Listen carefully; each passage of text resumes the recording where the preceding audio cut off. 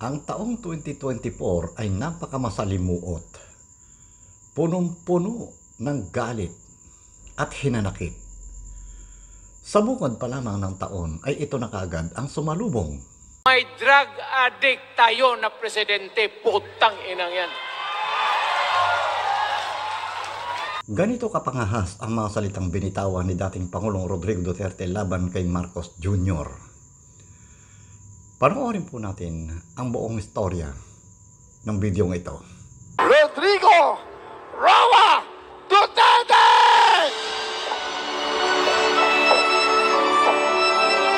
Lights, please, lights.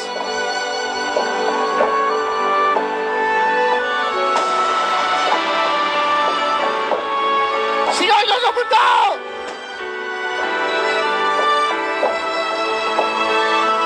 Ang nagmalasakit, nagmahal.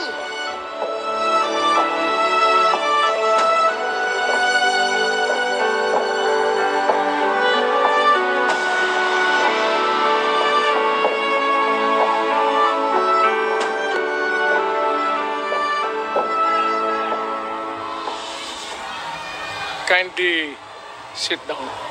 Relax lang po kayo. Medyo paos ang boses ko. At pasensyahan ninyo ako. Maraming nasa utak ko. Papunta ako dito kung anong sasabihin ko. Puno kanina ang kaalaman ko. Ang problema, nung sumayaw yung magkakaroon dito,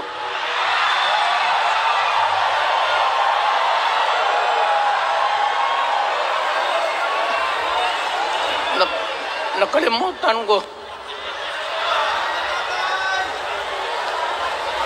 Matanda na rin kasi ako. Ano ito? Meeting de avance? Alam mo, nung unang panahon, wala naman tayong kamuang-muang, wala naman tayong kalaban, wala namang nagagalit sa atin. Pumunta ang Espanyol at inagaw ang ating lupa, hinirang. For 400 years, nagtiis ang Pilipino, subjugated by foreigners. Then, during the American and Spanish War, natalo ang Espanyol at napunta ang ating bayan sa Amerika. Anak ng grabe ang tiis ng Pilipino, yung mga lolo natin, kung gaano na lang sila pinahirapan. Alam mo noon, kung hindi ka magsimba, ay may mga pare nandyan, they know the history of Christianity. Alam mo noon, kung hindi ka magsimba, 10 palo sa katawan mo. You doubt my... Ayan si Father Ivasco, Chief of Staff ko sa City Hall. Siya yung NPA leader doon sa Libungan. May plenum ang komunista. Itong mga sundalo natin, nandito sa harap ko, nahuli yan si Vasco. At ako naman ay fiscal noon, pumunta ako sa Katitipan para i-administer ko yung oath niya, yung statement niya kung totoo o hindi. Pagkatapos noon, sabi ng mga sundalo, Piskal, papatay namin itong dalawang pare, Father Tison Waray, pati si Father Ibasco. Bumaba yan sila sa Visayas para makiksapalaran sa NPA. Sabi ko, wag, kasi pare yan. Puta, alam mo, ang Diyos nandyan eh. Kung ito lang naman yan ang prinsipyo, ideolohiya, hindi naman kriminal yan, kidnapper o pusher. Sabi ko, kulungin na lang ninyo. So, ang salita natin. It was agreed by the Filipinos then of all walks of life.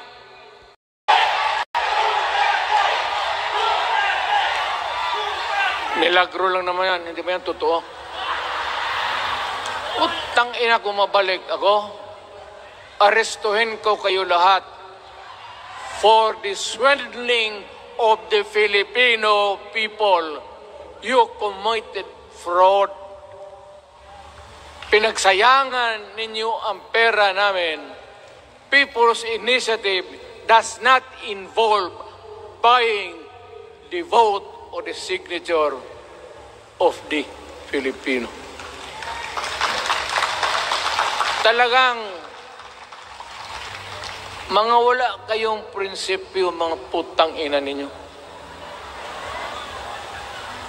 Yun naman, baski ano ka, diyan katagal akong, yan o. Yung sa likod ko, umupo ako dyan. Vice Mayor ako. Diyan, Mayor ako, pinakamatagal.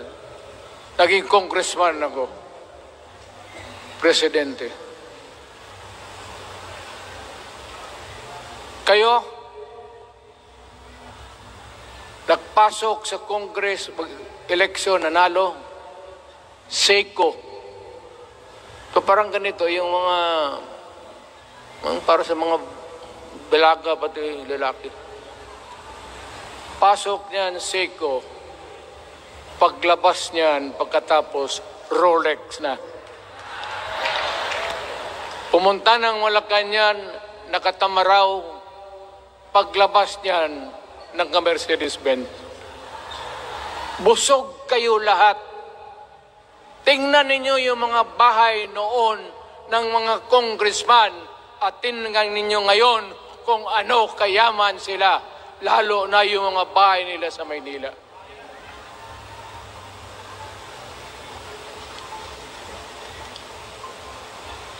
Wala kayong masabi sa akin. Alam mo bakit diretsahan ako magsalita? Ninipahat, wala ako. Paglabas ko sa Malacanang, lipad ako dito. Pumunta ako sa bahay ko para mag-retire. Ayaw ko sanang bumalik. Ayaw ko na. Matanda na ako. Putang ina, napapandol lang ako dyan eh. Kaya lang, marami akong magandang naisip kanina papunta dito. Kaya yung sumasayaw lang kasi yung mga ali. Nabakante tuloy, nakalimutan ko kung ano ko nang sabi. Tangina. Huwag kayong magpaloko. Alam mo, Parliament, ang ambisyon niyan, karamihan, galing kay Lisa Marcos, pati kay Romualdez. Bongbong bangag yan.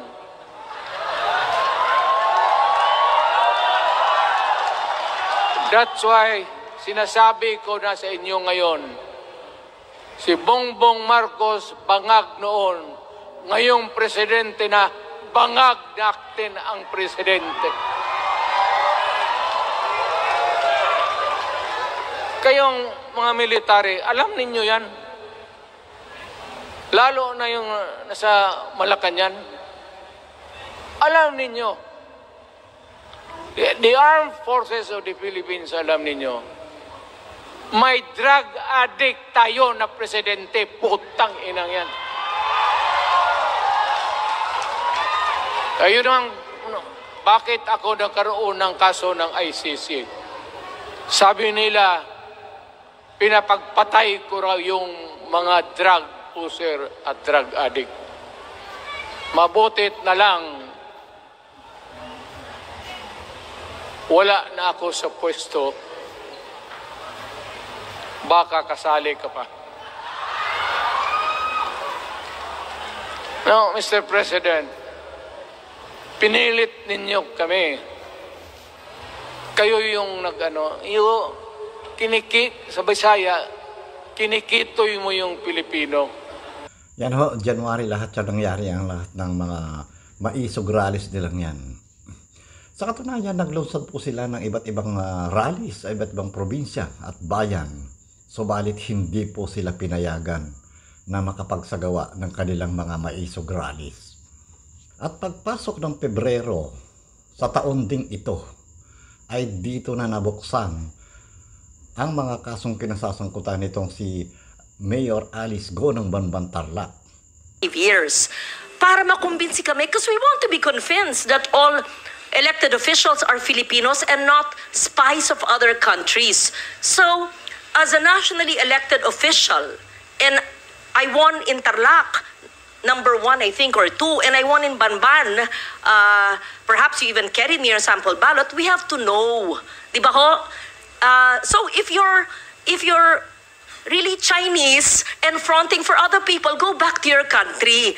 But if you are Filipino and you were born here, convince us because we want to be convinced. So I'm trying to help you by trying to make you po sila, i-disclose po yung names po nila. At Excuse me, San Loren, kung pwedeng idagdag, Yes. kung kaugnay nyo lahat ng mga taong ito mula nung pagkabata nyo, pwede nyo bang ikwento ng mahaba-haba ng konti in Kapampangan? Kasi syempre, kausap nyo sila sa sarili nilang lengguwahe. Madam Chairman, ang Bamban po ay Tagalog po. Meron din pong Kapampangan, pero yung mga kasama ko po sa loob ng farm po, mostly po mga Visaya po. Kasi ang piggery po, biosecurity po, hindi po sila lumalabas. Well, actually, San Loren, just for the record, may mga nag-o-observe na mga kababayan natin, pati mga netizens na mga Opo. Kapampangan. Yan po ang tanong nila sa inyo. Kasi Kapampangan po ang lingwahe nila. Yes, yes. Can Anyway, you San Loren, speak? please proceed. Thank you for that interjection. It's very helpful. Magsalita po kayo sa Kapampangan kung kayo'y lumaki sa... Madam do. Senador, konti lang po yung alam ko po sa Kapampangan. Ang alam ko po, sobrang konti lang po. Di Okay. takda mo po. What Chinese language do you speak? Hokkien or Mandarin? I can speak Hokkien po. Okay, speak in Hokkien now. Bo, More. Tell us more about your life in China. wala po akong life po sa China. Dito po ako lumaki sa Pilipinas po. Tell us about your life in the Philippines and tell us about your family in China in Hokkien. Family ko po in No, China. in Hokkien. At dahil sa puntong yan at hindi na masagot ang mga importanteng katanungan dito sa Mayor ng Banban Tarlac, ay nagtangka itong mga tumakas sa ating bansa kasama ang dalawa pang Chinese national na ito si Sheila Go at Cassandra Ong. Nasa Singapore na kayo. Ba't pa kayo nag-Indonesia? Kasi sabi ni Wesley, gusto daw siya pasyal sa iba lugar. Hindi pa ba sapat yung pasyal sa Singapore? Kaya nauna na siya sa Indonesia. Oh, sabi ni Sen Joel last time, ang gustong pagpasyalan ni Wesley ay sa Singapore. Hindi sa Okay, Singapore, sa one related sa question Batam. from Sen Joel. I just wanted to put on record, Madam Chair, I don't even need to ask questions because I will wait for my turn. It's just that last hearing, Madam Chair, Miss Sheila Go made mention about it. I distinctly remember it. I'm sure the committee secretariat would bail me out. Ang sabi mo, Sheila, ang sabi ni Wesley, bored siya doon sa pinanggalingan niyo, kaya kayo nagpuntang Singapore. Yun ang sinabi mo last Ms. Sheila, huwag niyong Indonesia po. interruptin ang senador, no? And Sorry need po, to be sorry po. acknowledged. Pwede mong sabihin ngayon na maaari kang nagkamali. Pero, ang narinig namin lahat, kaya ka pupunta ng Singapore dahil bored si Wesley. Ay, sorry po, baka mali lang ako ninig talaga kasi... So ano yung sa totoo? Indonesia kasi ang naalam ko yung tanong So niyo po. Sheila, again, na-bored na board sa Singapore pumunta ng Indonesia kahit medyo naguguluhan kami doon. Hindi kasi Nasa nakailan... Singapore ka na eh. So po, Tapos gusto mong papunta sa Indonesia. kasi Okay. nakailan days na po kami sa Singapore. Okay, kaya na board. Hindi. Meron din po. Kasi Ikaw, hindi ka nakailan ba araw na kami naboboard sa sa story Singapore mo, kasi ano, Sheila? hindi pwede kasi lampas sa isang buwan. Sa Singapore. Miss Sheila, nagugulat ako. Well, buti na rin, tulad ng naming mga Pilipino, bilang isang Asian din, nakakayanin nyo pang tumawa. Kahit sa prospect na 500 years na pagkabilanggo kung ma-convict kayo sa kahit isang count lamang ng money laundering, kahit sa low end na 7 years. Sana seryosohin nyo po itong hearing na ito, dahil hindi lang ang Senado, hindi lang ang House, nag-e-effort mag-imbestiga, pati yung mga executive at constitutional body, sobrang interesado sa mga kaso ninyo. At dapat sa maikling panahon na lamang ng aming investigasyon at yung maikling panahon na lamang posible ng executive at ng constitutional bodies ng Pilipinas, pag-isipan yung mabuti, humingi kayo ng payo sa abogado nyo. Who is your lawyer? Si Topacio ba or si Harry Roque? Sa Whirlwind lang po. Sa Whirlwind lang siya lawyer. Dito sa pagdating mo sa Congress, ang lawyer mo na ay si Ana. Attorney Okay, Topacio. that's good. Thank you for that answer. Happy ako Cassie. Al Tenco, will you confirm that you were able to talk to Cassie together with Attorney Harry Roque? Your Honor, yes. She went to the office together with, as I had narrated this before. Itong si Alice Go at Go Huaping ay iisang tao lamang. At itong si Sheila Go ang siyang itinuturing na kapatid nitong si Alice Go. Samantalang itong si Cassandra Ong naman ay siyang itinuturing na operator ng mga pogos mula sa Bamban Tarlac hanggang dyan sa Porac, Pampanga. Tinapos na ng Quadcom Committee at ng Senado ang kanilang mga hearing at ito ay nagrekomenda na ng pagsasampa ng kaukulang kaso laban dito sa 3 Chinese nationals na ito. At dumating ang buwan ng Marso, nagsimula naman itong ipatawag itong itinuturing na anak ng Diyos na itong si Pastor Apollo Kibuloy. Subalit, wala siyang dinaluhan sa 2 mataas na kapulungan mula Kongreso at Senado. Mariin nila itong pinagsikapan na huwag padaluhin sa hearing ng Senado sa pangunguna nitong si Amy Marcos, Robin Padilla, Bato de la Rosa at Bongo. Kasama na dito si Cynthia Villar na pawang mga tumutol na padaluhin sa isinasagawang hearing ng Senado. Hanggang sa ito ay humantong sa maaksyong pagdakip dito kay Pastor Kibuloy.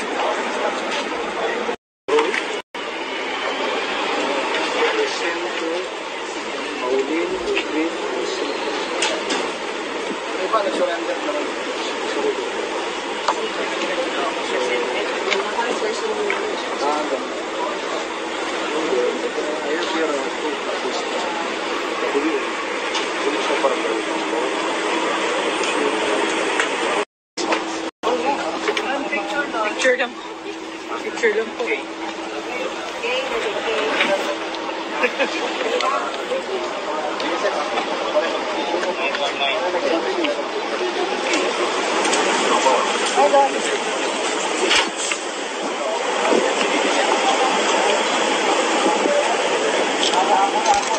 One, two, three. Thank you. QC 106 po dyan po sa natin yung warrant of arrest na inisyu po ng RTC 106 po dyan po sa QC ay naglabas po ng order si Judge po directing the PNP Custodia Service Support Service na i-transfer at i-commit po yung si Pastor Kibuloy at si Crescente Canada dyan po sa Quezon City Jail, samantalang si Jacqueline Roy, Ingrid Canada at Sylvia Semanyes ay dyan naman din po sa Quezon City Jail, pero doon po sa female dormitory dyan po sa Camp Caringal. Hindi ililipat sa Quezon City Jail si Kingdom of Jesus Christ leader Apollo Kibuloy at maging ang mga babaeng co-accused nito sa Quezon City Jail Female Dormitory sa Camp Caringal. Ito'y kahit na naglabas ng commitment order ang Quezon City Regional Trial Court Branch 106. Paliwanag ni Philippine National Police Public Information Office Chief Police Colonel Jean Fajardo, nakapagpiyansa na ang mga co-accused ni Kibuloy sa Davao Regional Trial Court Branch 15 bago pa malipat sa QC RTC Branch 106 ang kasong child at sexual abuse ng mga ito.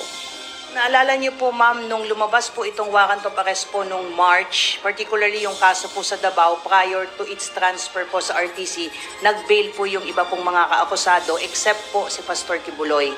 So, itong mga dalawang kaso po sa Davao, particularly yung violation po ng 7610, yung child abuse and other sexual abuse po, yun po nakapag-bail po sila po doon.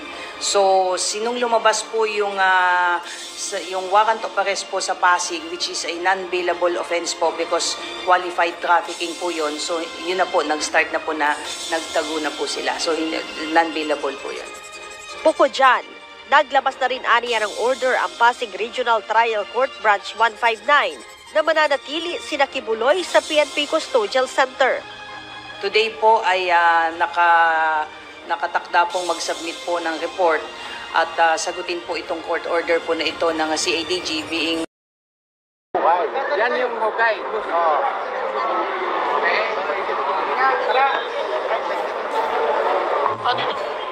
Boss, territorial na po, boss, ha? Not soft for your bed. Okay. Nakalive kayo, sir. Nakalive kayo sa media, sir. Nakalive kayo ngayon. Amin man ito, boss. Ha?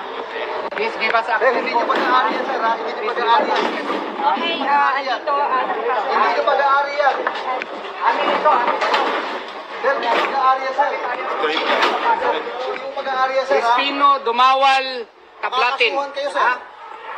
Amin man ito. Anong ginagawa nyo dyan? Pwede access lang. Sama kayo sa amin. Ha? Pwede? Sinong officer nyo dito? So, attorney... Pwede pumasok kami. Kaya amin man ito. Nasa kliyente ko ito. Sino in charge? Si Reyes. Kawawa naman ito si Reyes. Hindi ito head eh. Yung head lang ninyo. Tawagin nyo. Attorney, anong nais nyo po ipakita dito? Gusto natin tingnan yung hukay na pictures na ilang beses na namin na may confirmation kami na naghuhukay sila dyan. So, bakit daw hindi kayo papasukin? Ewan ko sa kanila. Boss, tanungin daw kita, boss. Bakit ayaw mo kami papasukin, boss? Ha? Gano'ng kalalim ang hukay, sir, na sinasabi nyo? 8 meters na daw, boss. 8 meters na ang hukay. So, gusto namin. Tingnan nyo, anong ginagawa. Yan. Nakikita nyo po ginagawa ng mga kapulisan natin na ilabas nyo po yan. So, si Villaruel, nako. Ano nangyayari? RM FB3. So, taga Region 3 pala ito, taga Luzon pala ito. Pampanga kayo? Taga layo-layo pala. Anong worry nyo kapag tuloy-tuloy yung pagsukan? Ang worry namin, masisira na yung stability, structural stability ng aming eskwelahan. Eskwelahan ito, law school yan namin. Tapos may mga college, high school, ganun po. Ang sa amin is, at least transparent. Tapos pag-usapan sa korte kung legal ba yan, reasonable ba yung ginagawa nila. Kasi kung hindi natin nalalaman kung reasonable ba yan, hindi naman siguro tama yan. Arrest warrant lang ang dala nila. Hindi naman yan lisensya na magawa sila ng maski ano-ano na dyan at maghuhukay na sila endangering the structural stability po ng aming kliyente. Kung magsabi ang korte na reasonable yan, yan, pinapaharap. Kita mo na video ko, sir. Huwag kayo mag-alala. Wala kayo. Sana, para matingnan natin anong nasa loob dyan. Tinatanggap ko ang challenge ni General Torre na i-prove. Kaya nga, gusto natin na magkaroon tayo ng access dito at tingnan nyo anong ginagawa. Hindi kami papasukin. Pang 11 days na ngayon. 8 araw na sila sa...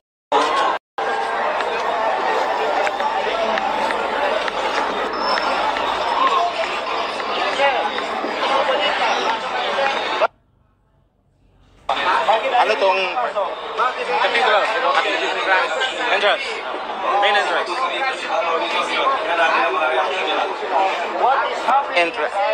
Main entrance to ng cathedral. Makapasok kami.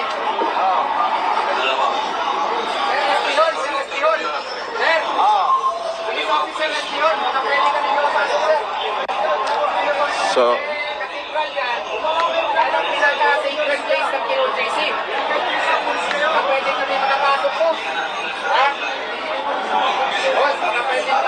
so may entrance ng cathedral. Cathedral.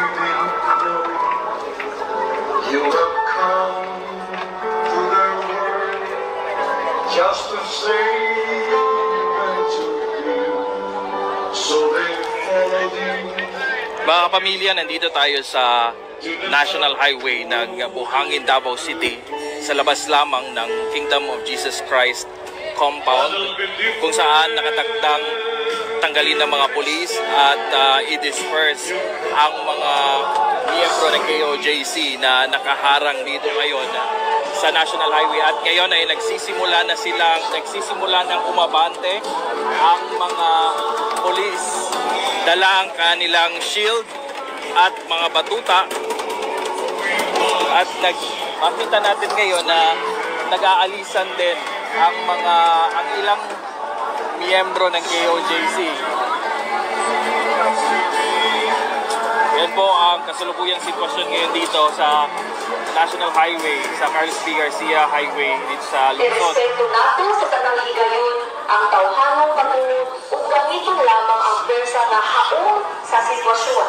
Ug niya kita karon aron sa pagkatuman sa balaod gikan sa korte. Kanina pa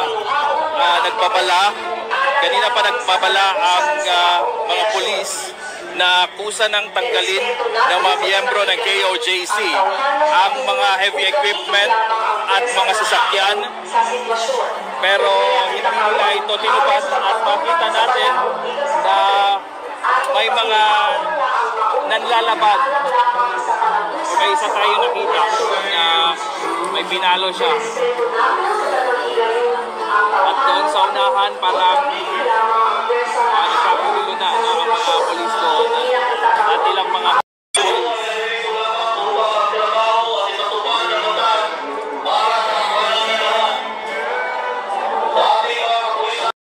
12 araw na tinugis itong si Pastor Kibuloy hanggang ito ay nasukol ng kapulisan. Ngayon itong si Pastor Kibuloy ay nakakulong na.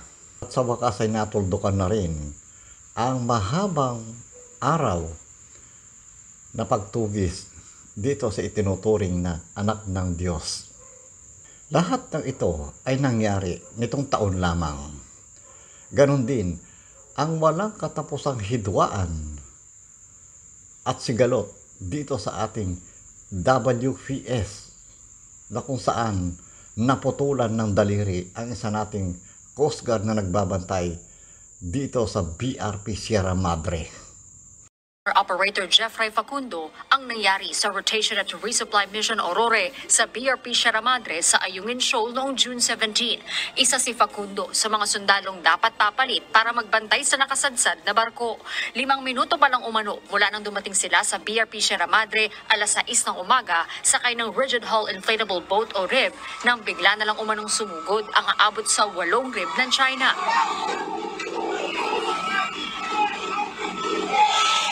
Pagkarating po nila agad, wala na pong warning, diniretso na yung pagbangga po.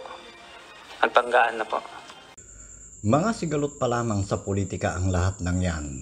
Hindi pa kasali dito ang hagupit ng kalikasan na kung saan 6 na malalakas na bagyo ang naminsala sa buong bayan. Idagdag pa dito ang mga biktima ng war on drugs at EJK ni dating Pangulong Rodrigo Duterte. Ang kinaklarify ko po ay kanina sinabi nyo na in-encourage nyo ang PNP na i-encourage yung suspect na lumaban para mapatay, para masabing nanlaban. Correct. Correct. Para Ito sa very ma-minimize. incorrect. Correct, yes. Very incorrect po, if I may say as a It's civilian, not, sa professional police. It Salamat depends tayo, on, Mr. Chair. ano na natin yan, ma'am. That's your view, that. It's not my view only, Mr. Chair. Thank you for putting it on the record. Pagka-mayor, pagka-prosecutor. Ako, alam ko, dumaan ako, prosecutor, mayor, presidente, alam ko ang trabaho ko. Sabihin mo, putang ina, huminto kapag hindi, tutudasin kita. Yun ang, lalo ng pulis. Putang ina itong mga pulis. Pagka pumasok yung pulis, hindi mo sabi, hoy pulis, huminto ka. Puntahan mo yung pulis, sabihin mo, mga pulis, kung mga tao na harapin ko, o let us be, labas na lang natin yung, pati yung lungguay. Pero Mr. Chair, forgive me for interrupting. Hindi, Speaking of patapusin mo lengguwahe, muna ako. sorry sir, Mr. Chair, baka maaring ang resource person tumigil magmura kasi bahay natin itong Senado eh. Salamat kaayo, Mr. Chair. Thank you. Hindi tayo Mr. President, Mr. President, sir, excuse me, sir. Senator Bato. Yes. Senator, may I yes, sir. Go ahead. interject? Lahat itong sa right side ko, dumaan ito ng Chief of Police, Police Director. Puro commander ng death squad yan. I thought there was no existence. Trabaho ng pulis yan. Literally, hindi mo sabihin ng death squad. Yung isang senador, yan ang nakaupo dyan, si Senator De La Rosa. Death squad rin yan. Because they were police directors handling the controlling crimes in the city. So pag pagka lumaban, patay ninyo para matapos na ang problema ko sa siyudad ko. Tangina yan. Noong na-presidente ako, ganun rin sa command conference. Diyan sa Malacanang. Yan ang utos ko. Bakit ko pagbigyan important? Mag-criminal, they go after the innocent people robbing. Mabutit na lang sana kung aakyat ng bahay. Mayor ako matagal. Aakyat ng bahay, magnakaw, re-rapin yung bata, re-rapin yung babae, tapos papatayin. Kung ikaw ang mayor, how do you deal with the problem? Ano kaya ang tingin ninyo sa...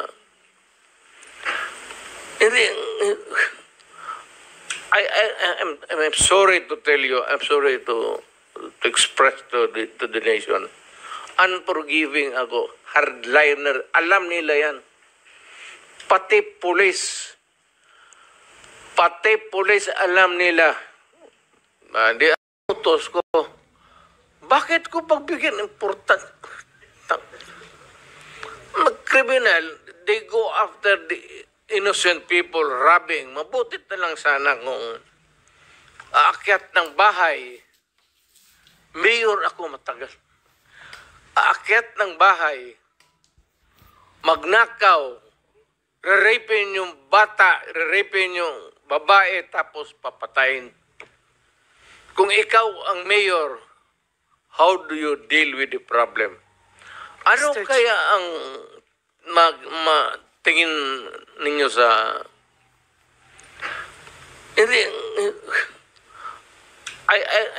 I'm sorry to tell you, I'm sorry to express to the nation. Unforgiving ako, hardliner, alam nila yan. Pati pulis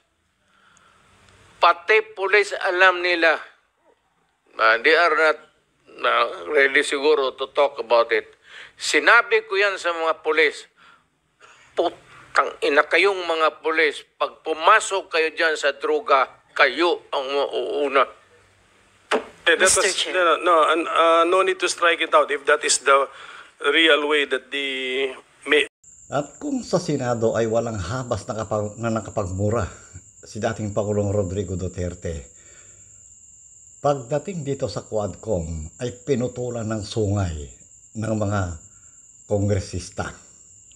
Hindi nagawa ni dating Pangulong Rodrigo Duterte na magmura sa Quadcom Committee, kung saan ay binalaan siya na sa oras na ito ay magbitaw masasagwang pananalita at pagmumura. Papatawa nito ng point of order. Kung kaya naman, maluwag na naisagawa ang hearing ng Quadcom sa pagharap ni dating Pangulong Rodrigo Duterte. Nihinto ko lang po yung pakikipag-usap na ito ni Delga sa ating presidente para po makapakinig po sa akin ng tama. Inibitahan ko kayo. Nagpunta ho kayo, Mr. President. Ang kahilingan lang po namin dito ay sana po naman respetuhin po ninyo ang Quadcom hearing na ito sa pamamagitan ng hindi paggamit ng mga vulgar words, Mr. President. Sapagkat gusto kong sabihin sa inyo bilang warning na kapag kayo po ay nagmura sa Quadcom hearing na ito, I will make a point of order on you. Sa isang pagkakataon, tinawag niyo ang Diyos na stupid, Mr. President. Tinanggap po namin yan sa pagkayo Pangulo. Oo. At nagpapasalamat ako. Hanggang ngayon po, buhay pa kayo. Kahit na po tinawag niyo ang Diyos na isang stupido, Diyos. We are not here to give you obeisance. We are not here to give you obedience. We are not here to submit to you. We are here as equal members of this House, Mr. President, Mr. Former President. Maraming salamat po, Mr. Chair. Dahilan sa Tagalog po ang inyong opening remarks. Hayaan po niyo ko na mag-English naman. Sapagkat mayroong isang abogado dito, ininsulto ang isang member ng Quadcom na hindi raw marunong mag-English. Gusto ko pong sabihin sa abogadong yan na ako po ay marunong mag-English. Baka mas marunong pa ako sa kanya mag-English. Ito po ang opening remarks ko sa ating Senior Deputy Speaker, sa ating Deputy Speaker, sa aking mga co-chairs, ladies and gentlemen, colleagues at mga kababayan. Today marks a significant development in our ongoing inquiry. Gusto ko yung abogado natin na nang insulto dito sa isang member natin dito, makinig na mabuti at i-correct niya ang English ko kung kinakailangan. For the first time, former President Rodrigo Duterte will appear before this committee to answer questions posed by his members. I would like to begin by thanking him for his presence. Thank you, Mr. President, for coming here. Rest assured po that Congress recognizes your role as our former president, and we will extend to you the respect that the position deserves. Maraming salamat po. Respect, but not deference, Mr. Chairman. However, my friends, colleagues, let me draw a clear line here. While we should be respectful, we cannot be differential. Mga kababayan, watching today with us, it is important to stress that respect and deference are two different things. It is vital that we, as representatives of the people, remember that distinction, because our ultimate allegiance is not to any one individual, no matter how high their office. We answer to a power greater than any president. We answer to the Filipino people and to God. As Scripture reminds us in Romans 10:3, and I quote, "Since they did not know the righteousness of God and sought to establish their own, they did not submit to God's righteousness." Our fidelity belongs to the Lord alone. Our mission is to seek the truth, and we shall not be swayed from that path. As we have said time and time again, we have organized this inquiry with a solemn purpose to recommend avenues for justice to be served, seek accountability, and uncover the truth as we adhere to the rules of inquiries in aid of legislation. And inherent to this is our moral obligation to stop the vicious cycle of extrajudicial killings against our people who cannot defend themselves, to stop the blatant violations of our Constitution and our laws by scheming individuals and criminal syndicates, and to abate the social menace of illegal drugs. It is our sincere hope today will aid this objective, not hinder it. I cannot control the semantics. Mr. Chair, yes or no? Davao style. Do not ask me to answer yes or no. You are not an investigator. Mr. Chair, Davao model or Davao style? Mr. Chair? I cannot control the semantics. Mr. Chair, yes or no? Davao style. Do not ask me to answer yes or no. You are not an investigator. Mr. Chair, tayo po ay nasa investigasyon kasalukuyan, Yes, Mr. but you Chair. are not an investigator. Why are you asking me to answer Mr. Chair, yes or no? tinatanong ko lang naman. Point of Session order. suspended.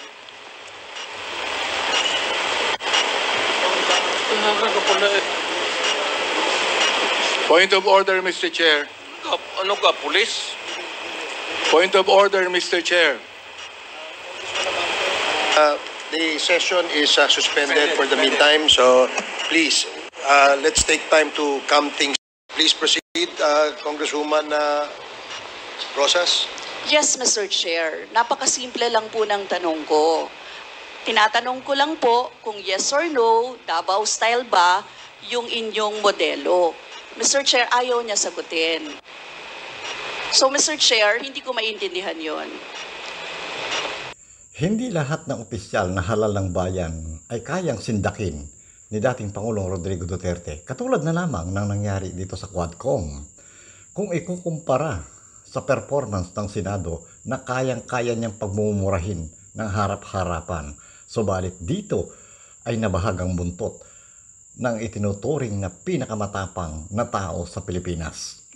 Kung kaya naman nabalik muli ang tiwala ng mas maraming Pilipino sa integridad ng Kongreso kumpara sa Senado. Ganon din ang ginawa sa kanyang anak na nakaupong Vice Presidente na si Sara Duterte sa kinasasangkutan niyang kaso sa maanumalyang paggamit ng confidential at intelligence fund na pinamumunuan ang DepEd at sa ilalim ng Office of the Vice President. OVP AFP itself or kahit DepEd ay kumbaga shop nila yung kanilang mandates at yung kanilang expertise. Huling tanong na lang po, Madam VP, Mr. Chair, yung activities na binanggit ng VP kanina, hindi po ba part na rin ng regular law enforcement work na yung mga law enforcement agencies natin ay ginagawa na rin?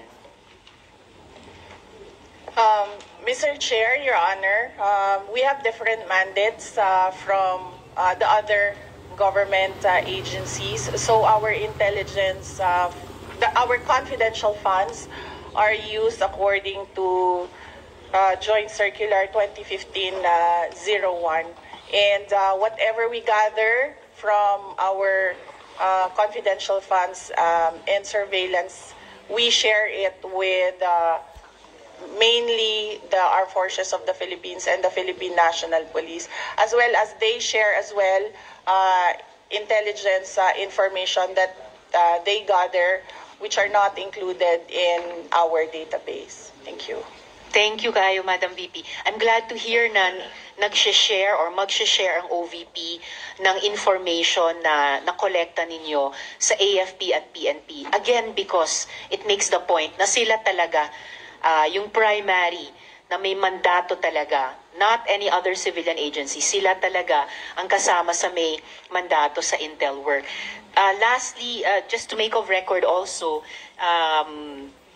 continuing from yung pagbanggit ko sa 2015 joint resolution na what the confidential funds may only be used for, nakasulat din dun sa 2015 joint resolution na confidential and intelligence funds cannot be used for salaries, wages, overtime, additional compensation, allowance, or other fringe benefits of officials and employees who are employed by the government in whatever capacity or elected officials except when authorized by law.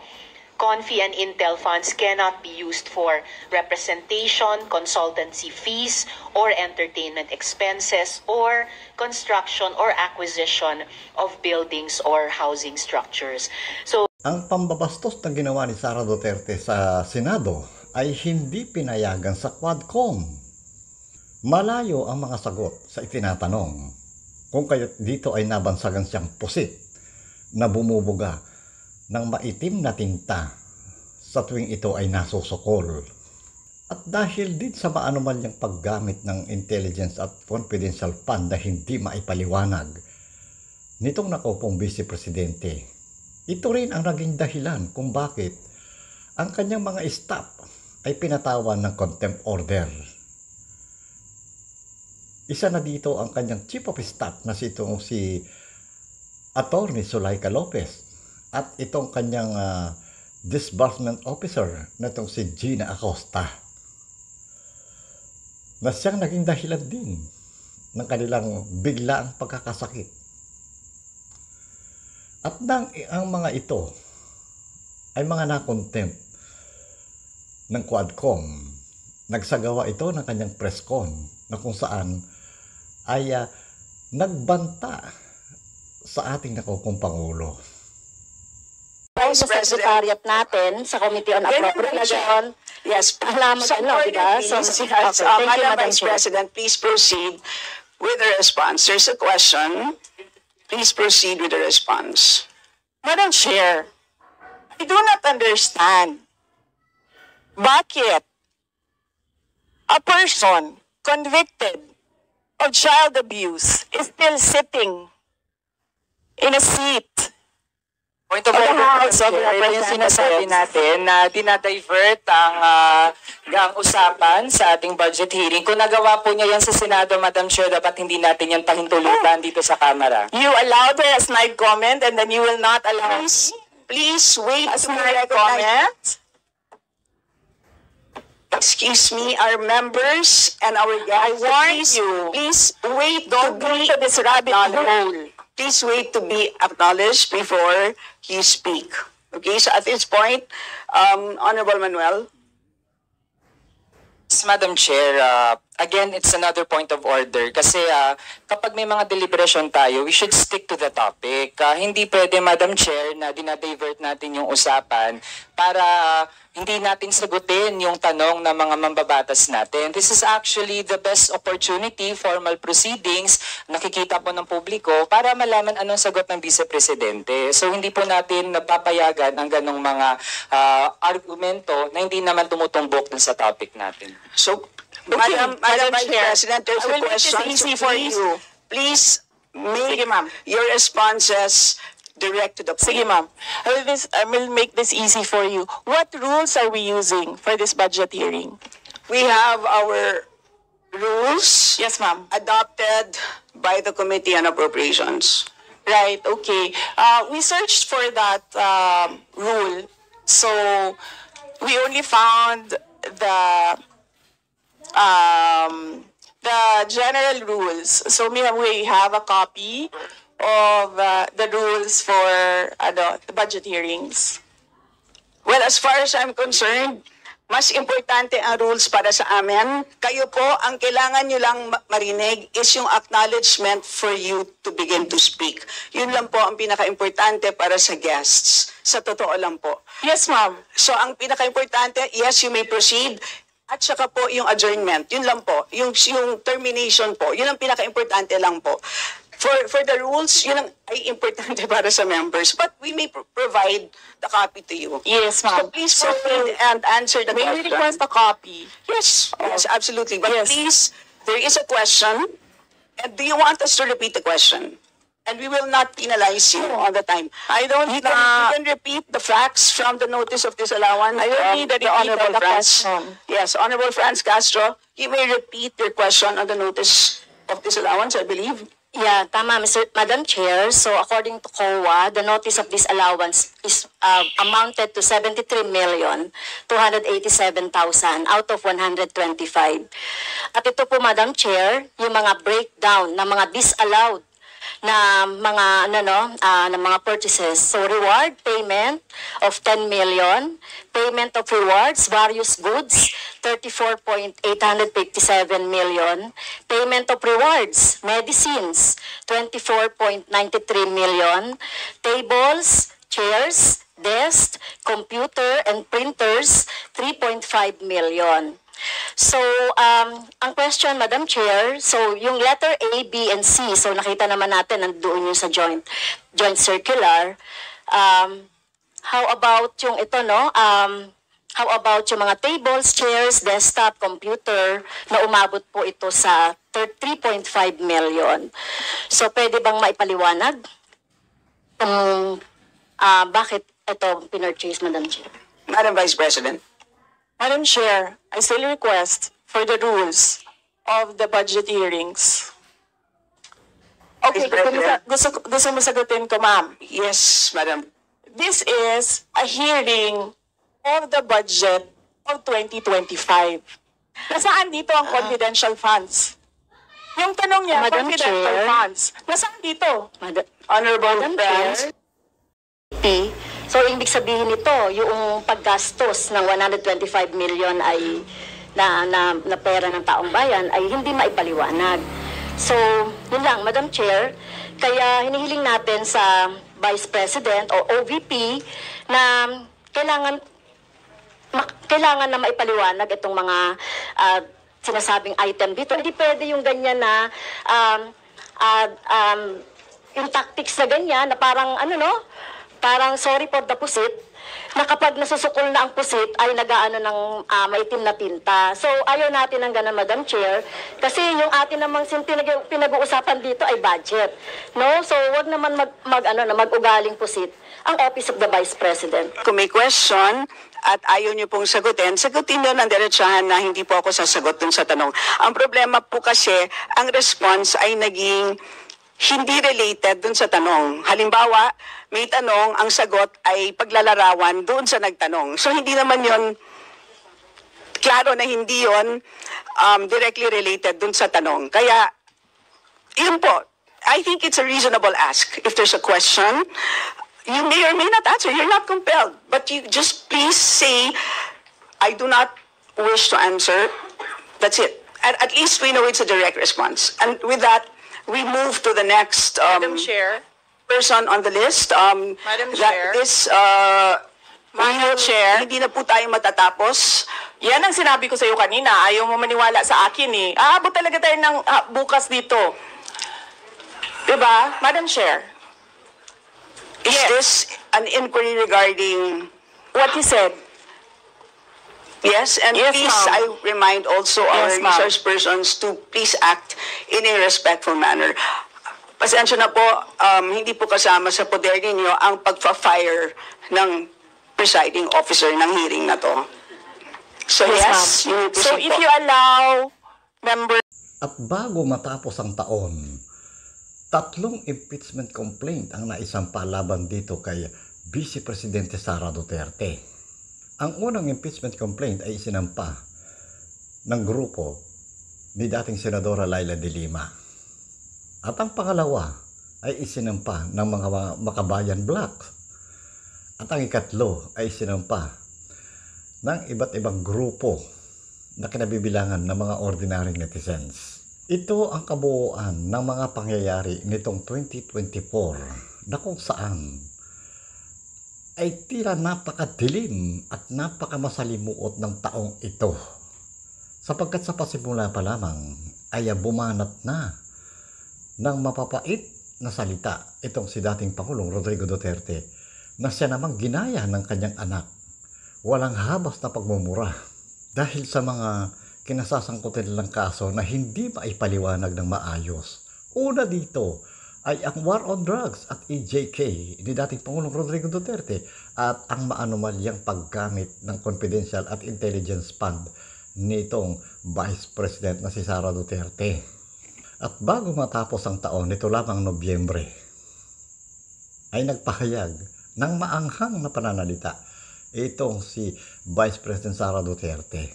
Tininimulan ng ama, tinapos ng anak.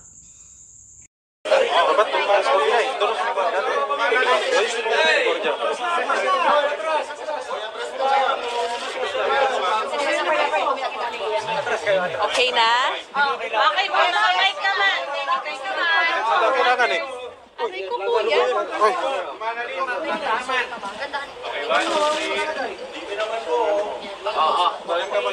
ko po yan. Sige, mic na guys. Thank you, thank you. Mic, kuya. Kuya, uwi na sanda. Ma'am, excuse ka ma'am. Taas mo pa kuya. Sige po. Status lang po, sandali, magbigay lang po kami ng status update. Sa ngayon po, Okay na lahat? Bababatan ko nga may. Alin ang sapaw? Luwag po tayo, luwag tayo. Ma'am, sumiyaw kayo kumain. Sorry. pababa to, pababa.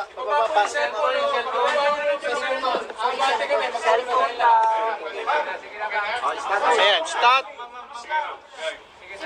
Sige po, alam ko po matagal tayo naghihintay, pasensya na po. Pero sa ngayon po, ang status ay hinihintay natin ang ating Secretary General para po i-receive yung impeachment complaint ng ating po mga private complainants, mga citizens at civil society leaders na narito ngayon. Para po ipakilala yung mga complainants, sinatawagan ko po si Senator Laila de Lima. Okay. Ito pong complaint for impeachment ay pinirmahan ng 17 complainants na mga galing sa civil society organizations, galing din sa religious sector, galing din sa ibang grupo. But they are filing all of these signatories, 17 signatories, are filing this in their personal capacity, even if they are members of various groups or of various party lists, etc. So, 17 po sila. Ang mga nag-file po ay sila former Secretary Ging Deles,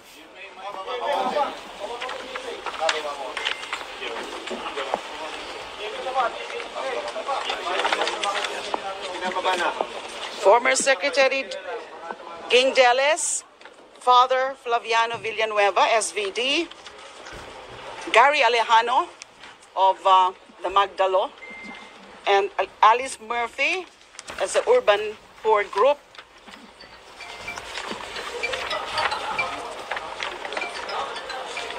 Francis Aquino D, that's Kiko D, Mr. Eugene Louis Gonzalez,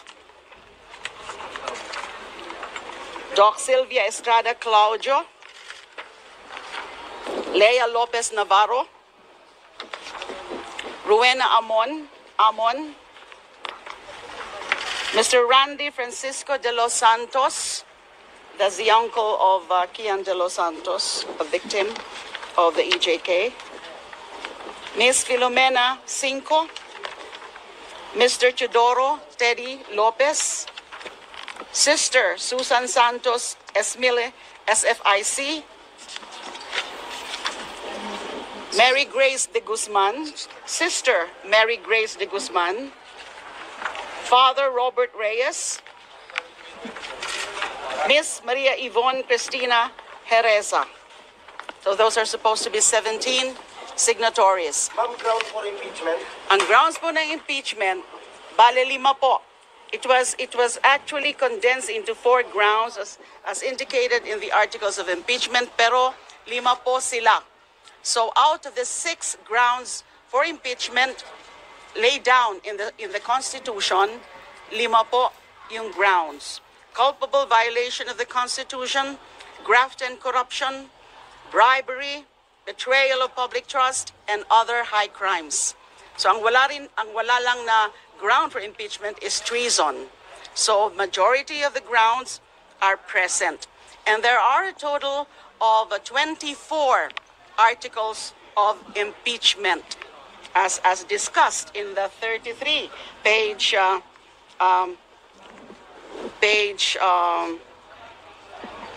complaint. So among the articles po are the misuse, the failure to account, the intel and confidential funds of both the Office of the Vice President and also of the Department of Education. And nandyan din po yung grounds like yung kanyang mga threats, yung kanyang mga rants during the press con in October 18 and the second one in November 2024. Because these are very unbecoming and these are actually betrayal of public trust because these are also high crimes, yung kanyang mga threats doon sa latest na mga rant niya o kanyang mga meltdown. Meron din as an article about her involvement also in the extrajudicial killings during her term as mayor of Davao City. There are other grounds. Let me just so that I can be very sure of this.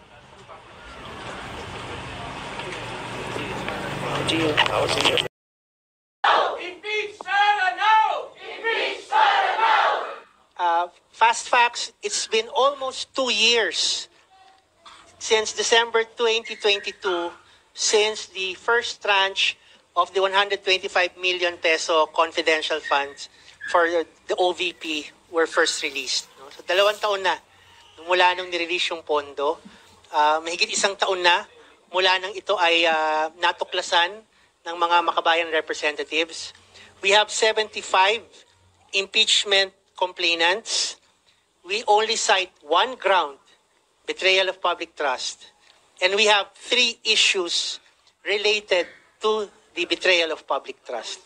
So our lawyer, Attorney Nery Colmenares, will go through yung 3 issues related sa betrayal of public trust. Maraming salamat, Nato. Betrayal of public trust, 1 ground. Mas madaling ma-digest yung mga ebidensya, mas mabilis siyang matalakay, at kung umabot sa Senado, mas mabilis din madedesisyonan ng mga senador.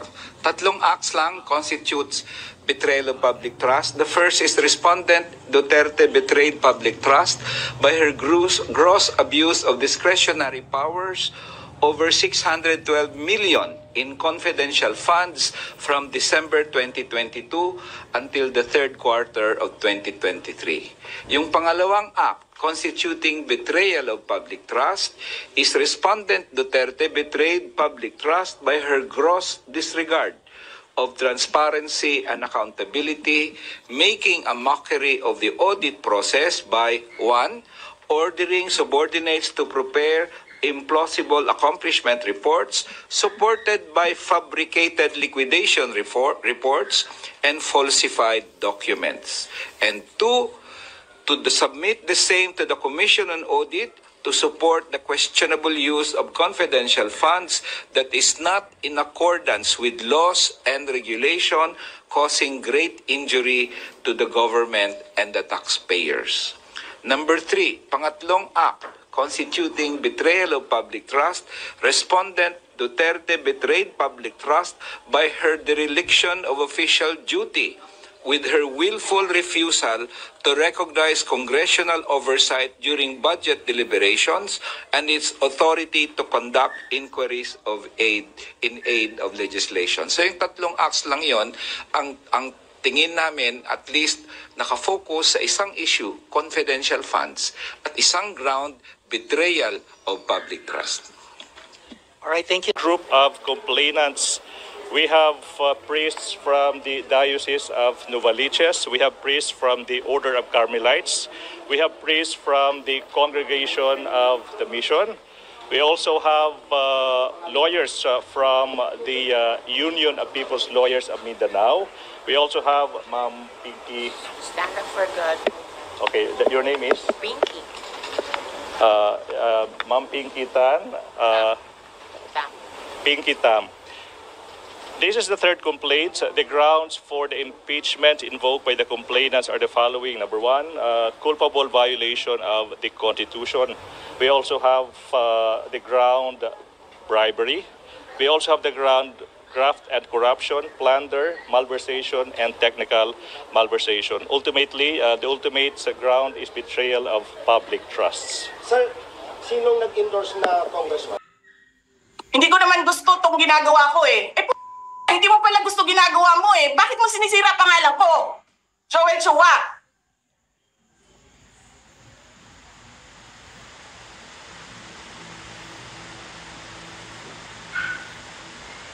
Ganyan. Ganyan ang bansa. This country is going to hell because we are led by a person who doesn't know how to be a president and who is a liar. Alam nyo anong pruweba ko na sinungaling siya? Tinanong ko, 2 businessman. Matagal na sa negosyo ng bigas.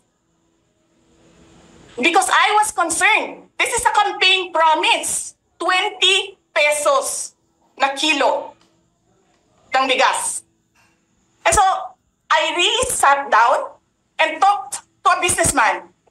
Sabi ko, sabihin mo sa akin kung magagawa ba yung 20 pesos. Sabi niya, hindi. Napaka-imposibleng gawin yan. Because more than 20 pesos ang cost.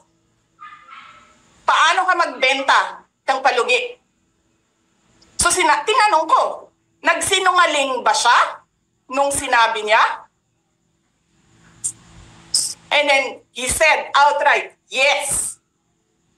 It's either he did not know what he was talking about, that's so incompetent, or he was lying through his teeth to get the votes of people.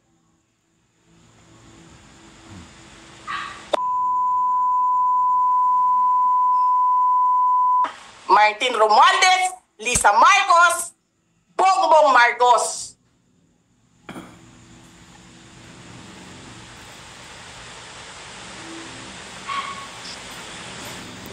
Ginigit-git nyo yung mga tao ko dyan sa envelope na yan. Naalala mo, nagpadala ka sa akin ng video Sinabihan mo ako saan kukunin ang pera. Pinakita mo ang muka ng tao doon sa video message mo. Hi, Nikki.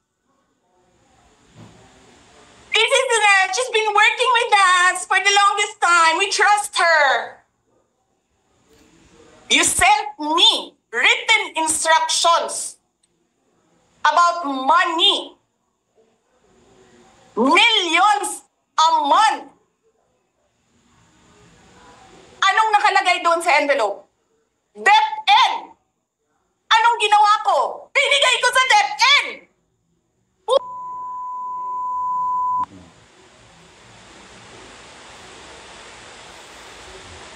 Wala ka ngang posisyon sa gobyerno, namimigay ka ng pera ng gobyerno eh.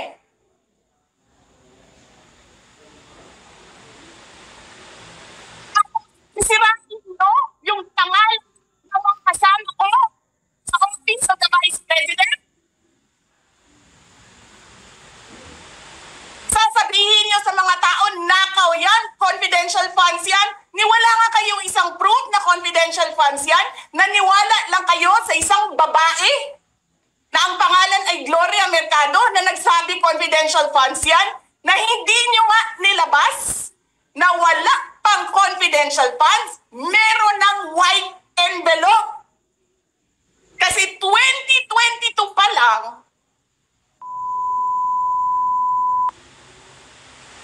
may utos na ng pera sa DepEd.